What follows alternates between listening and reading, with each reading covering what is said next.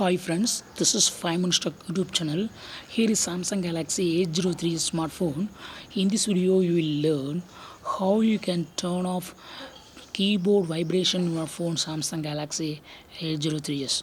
While typing in your phone, there will be some vibration when you press each time a letter or number here.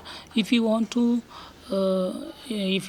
turn off that vibration, just go to the settings of your phone here and go to sounds and vibration and go to system sound and vibration control, and here under vibration just turn off Samsung keyboard. Now you will not get any vibration while you type in the Samsung keyboard here.